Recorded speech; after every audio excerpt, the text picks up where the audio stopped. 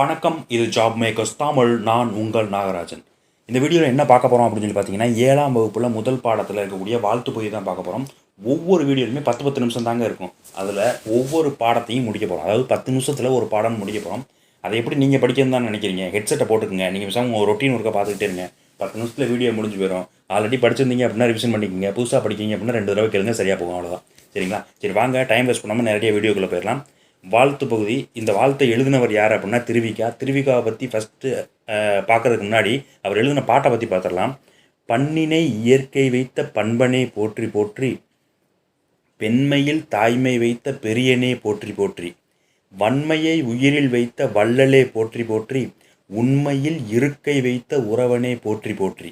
இந்த பாட்டை ஞாபகம் வச்சு காட்டினாலும் பரவாயில்ல, கடைசியில் போற்றி போற்றி போற்றி போற்றி போற்றி போற்றின்னு வருதா.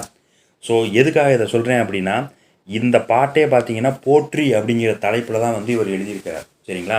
ஸோ எந்த புக்கில் எழுதியிருக்கார் அப்படின்னு சொல்லி பார்த்தீங்கன்னா, பொதுமை வேட்டல் அப்படிங்கிற புக்கில் வந்து போற்றிங்கிற தலைப்பில் வந்து எழுதியிருக்கார். ஸோ இப்போ வரைக்கும் 3 பதில் பார்த்துருக்கேன். அது என்னென்னா, இந்த பாட்டை எழுதுனது திருவிக்கா. பண்ணினை இயற்கை வைத்த பண்பனை போற்றி போற்றி, இந்த வரிகள் யாருடையது அப்படின்னு சொல்லி கேட்டாங்கன்னா அது வந்து திருவிக்கா அப்படின்னு சொல்லிடலாம். திருவிக்காவுக்கு மீனிங் சொல்லிடுறேன். திருவாரூர் விருத்தாச்சலனார் மகனார் கல்யாண சுந்தரம். புரியுதுங்களா? அப்போ 4 கேள்வி ஆகிப்போச்சு. என்னது? பண்ணினை இயற்கை வைத்த பண்பனை போற்றி போற்றி எனும் வாழ்த்து பாடலை எழுதியவர் யார் அப்படின்னு கேட்டாங்கன்னா திருவிக்கா. திருவிக்காவுக்கு மீனிங் என்ன? திருவாரூர் விருத்தாச்சலனார் மகனார் கல்யாண சுந்தரம். இந்த பாட்டு எந்த புத்தகத்தில் இடம்பெற்றுச்சு அப்படின்னு கேட்டாங்கன்னா பொதுமை வேட்டல். அந்த பொதுமை வேட்டல்ன்றது என்ன தலைப்பில் இடம்பெற்றுச்சுன்னு கேட்டாங்கன்னா போற்றி. சரிங்களா? இப்போ அந்த பொதுமை வேட்டல் புக்கை பற்றி பார்த்துடலாம். அந்த பொதுமை வேட்டல் அப்படிங்கிற புக்கில் வந்து 44 தலைப்பு இருக்குது. முதல் தலைப்பாக தெய்வ நிச்சயம். அதாவது தெய்வத்தை கும்பிட்டு தானே எந்த இதையுமே ஆரம்பிப்பாங்க. ஸோ அப்போ நீங்கள் வச்சுக்கோங்க. அதே மாதிரி போற்றி போற்றி போற்றி போற்றின்னு முடிக்கிறது தான் கடைசி தலைப்பு. ஸோ மொத்தம் 44 தலைப்பு, 430 பாட்டு. சரிங்களா?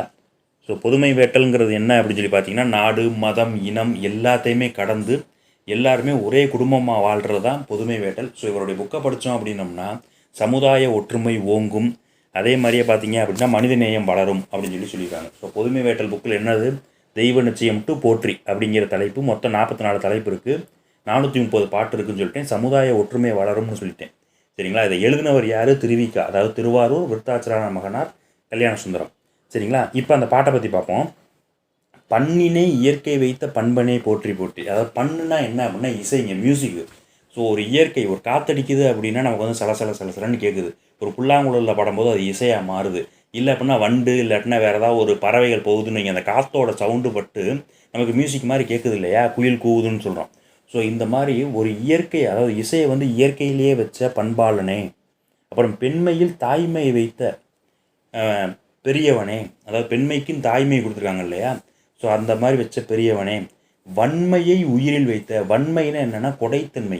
கொடைத்தன்மையை எல்லா உயிர்களுக்குமே வச்சுருக்காங்க. இரக்கம், கொடைத்தன்மையெல்லாம் எல்லா உயிர்களுக்குமே வச்சுருக்க வள்ளலே அவர்.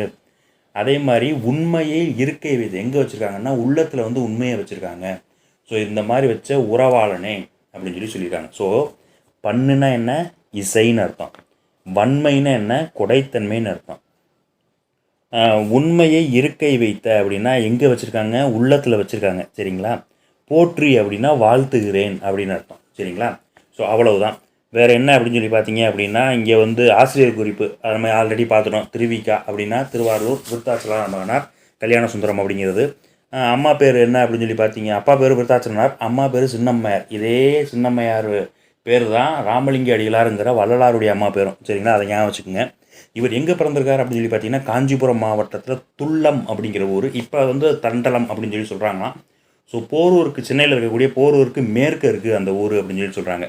ஸோ தண்டலத்துடைய தற்போதைய பெயர் என்னன்னு சொல்லி கேட்கலாம். அது வந்து துல்லம் அப்படிங்கிறது கூடிய தற்போதைய பேர் என்னன்னு கேட்கலாம். தண்டலம் அப்படின்னு சொல்கிறாங்க. சரிங்களா?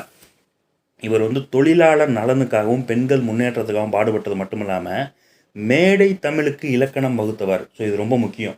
மேடை தமிழுக்கு இலக்கணம் வகுத்தவர் யார் அப்படின்னு சொல்லி கேட்டாங்க அப்படின்னா திருவிக்கா தான். தமிழ் தென்றல் என்றும் சிறப்பு பெயர் பெற்றவர் யார் அப்படின்னு கேட்டாலும் திருவிக்கா தான். சரிங்களா? இவர் வந்து சென்னையில் ராயப்பேட்டையிலங்கிற இடத்துல வந்து வெஸ்ட்லி அப்படிங்கிற பள்ளியில் வந்து தமிழாசிரியராக வேலை பார்த்துருக்காரு. அது மட்டும் இல்லாமல் நவசக்தி அப்படிங்கிற இதழின் ஆசிரியராகவும் இருந்திருக்கார். நல்லா தெரிஞ்சுங்க, நவசக்திங்கிறது வந்து ஒரு தொழிலாளர் மேம்பாட்டுக்கான புத்தகம். இவர் வந்து பார்த்தீங்கன்னா தொழிலாளர் மேம்பாட்டுக்காக பாடுபட்டவர். அதனால் நவசக்திங்கிற இதழை வந்து நடத்தியிருக்கார். இவருடைய புக்கெல்லாம் ஈஸியாக ஞாபகம் வச்சுக்கலாம். ஏன்னா 2 வார்த்தையாக வரும். மனித வாழ்க்கையும் காந்தியடிகளும், முருகன் அல்லது அழகு, தமிழ் தென்றல்ங்கிறது இவருடைய பேர், பெண்ணின் பெருமை, உரிமை வேட்கை, பொதுமை வேட்டல் அப்படின்னு 2 வரும்.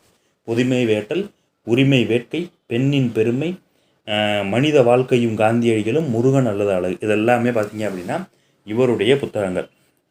அவ்வளோதாங்க. இதில் படிக்கிறதுக்கு வேறு எதுவுமே கிடையாது. ஸோ திருவிக பிறந்த ஒரு எது அப்படின்னு சொல்லி கேட்டாங்கன்னா துல்லம்.